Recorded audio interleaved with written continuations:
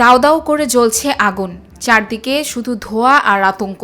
মুহূর্তেই গ্রাস করছে হাজারো বসতবাড়ি আর বনভূমি। ফ্রান্স ও স্পেনে ভয়াবহ দাবানলে এখন বিপর্যস্ত লাখো মানুষের জীবন। তীব্র তাপপ্রবাহ আর ঝড়ো বাতাসের সঙ্গে পাল্লা দিয়ে ছড়িয়ে পড়া আগুনের লেলিহান শিখা যেন পরিণত হয়েছে এক ভয়ঙ্কর দুঃস্বপ্নে। ভয়াবহ এ দাবানলে 2 লাখের বেশি মানুষকে নিরাপদ স্থানে সরিয়ে নেওয়া হয়েছে। ইউরোপের দক্ষিণ পশ্চিমাঞ্চলে ছড়িয়ে পড়া এই দাবানলকে সাম্প্রতিক সময়ের অন্যতম ভয়াবহ অগ্নিকাণ্ড হিসেবে দেখা হচ্ছে। তীব্র তাপপ্রবাহ ও প্রবল বাতাসের কারণে আগুন দ্রুত ছড়িয়ে পড়ায় পরিস্থিতি নিয়ন্ত্রণে হিমশিম খাচ্ছে কর্তৃপক্ষ। শনিবার ফ্রান্সের 6ষ্ঠ বৃহত্তম শহর বোর্দোর আশপাশের উপশহরগুলো থেকে হাজারো মানুষকে নিরাপদ স্থানে সরিয়ে নেওয়া হয়। এর আগে জনপ্রিয় পর্যটন কেন্দ্র ক্যাপ ফেরে উপদ্বীপে আটকে পড়া মানুষের উদ্ধারে নৌকা পাঠানো হয়। অন্যদিকে স্পেনের রাজধানী মাদ্রিদের আশপাশের বিভিন্ন এলাকায় ছড়িয়ে পড়া দাবানলকে ওই অঞ্চলের ইতিহাসের অন্যতম ভয়াবহ আগুন হিসেবে উল্লেখ করেছে দেশটির কর্তৃপক্ষ। একই সঙ্গে কাস্তিয়া ই লিওন সহ বিভিন্ন অঞ্চলেও আগুন নিয়ন্ত্রণে কাজ করছেন অগ্নি নির্বাপন ও উদ্ধারকর্মীরা। জিরোন্ত অঞ্চলে আগুন ইতোমধ্যে বিস্তীর্ণ এলাকা পুড়িয়ে ফেলেছে এবং বোর্দোর কাছাকাছি পৌঁছে যাওয়ায় নতুন করে উদ্বেগ তৈরি হয়েছে।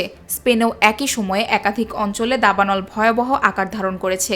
তীব্র তাপপ্রবাহ, দীর্ঘস্থায়ী খরা ও প্রবল বাতাসের কারণে আগুন দ্রুত ছড়িয়ে পড়ছে। বিশেষজ্ঞরা বলছেন, জলবায়ু পরিবর্তনের প্রভাবে ইউরোপে এমন চরম আবহাওয়া ও দাবানলের ঝুঁকি ক্রমেই বাড়ছে। ফলে ফ্রান্স ও স্পেনের এবারের অগ্নিকাণ্ড শুধু তাৎক্ষণিক দুর্যোগ নয়, ভবিষ্যতে ইউরোপের জন্য আরও বড় জলবায়ু ঝুঁকিরও ইঙ্গিত দিচ্ছে। ফ্রান্সের জিরোন্ত অঞ্চলের অগ্নি নির্বাপন ও উদ্ধার বিভাগের পরিচালক মার্ক ভেরমুলেন জানিয়েছেন, দাবানল নিয়ন্ত্রণে কাজ করতে গিয়ে অন্তত 27 জন দমকল কর্মী আহত হয়েছেন। তাদের মধ্যে 6 জনকে হাসপাতালে ভর্তি করা হয়েছে।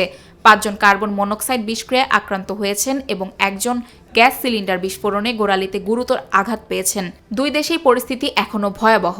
তাপপ্রবাহ, খরা ও প্রবল বাতাসের কারণে আগুনের গতিপথ দ্রুত বদলে যেতে পারে বলে আশঙ্কা করা হচ্ছে। ফলে নতুন করে আরও মানুষকে সরিয়ে নেওয়ার প্রস্তুতিও রাখা হয়েছে। কর্তৃপক্ষের মূল লক্ষ্য এখন আগুনের বিস্তার ঠেকানো, ঝুঁকিপূর্ণ এলাকার বাসিন্দাদের নিরাপদ রাখা এবং গুরুত্বপূর্ণ জনবসতি ও অবকাঠামো রক্ষা করা।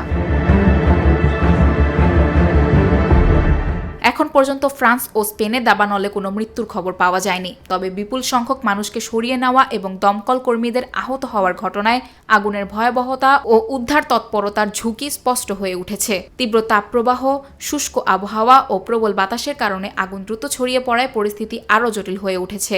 দাবানল নিয়ন্ত্রণে ফ্রান্স ও স্পেনের বিভিন্ন এলাকায় জরুরি সেবা ও অগ্নি নির্বাপন বাহিনী ব্যাপকভাবে কাজ করছে।